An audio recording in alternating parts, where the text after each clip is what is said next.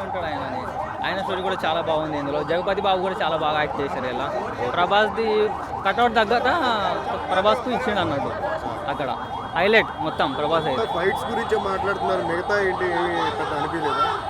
చూసే వాళ్ళు ఫైట్ చూసినట్టు ఉన్నారు, కానీ స్టోరీ మాత్రం చాలా బాగుంది అక్కడ. చాలా బాగుంది. అక్కడ బాగుందా? కేజీఎఫ్ అయితే చాలా బాగుంది.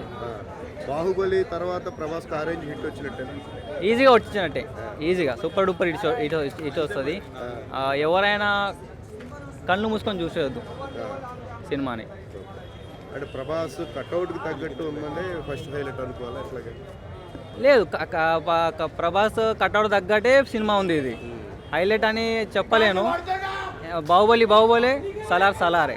కేజీఎఫ్లో బీజిఎం బాగుంటుంది, ఇందులో ఎలా ఉంది? ఇందులో హైలైట్ ఉంది. ఇందులో కూడా డిఫరెంట్ తీశాడు, కానీ హైలైట్ ఉన్నది బీజిఎం కూడా ఇందులో.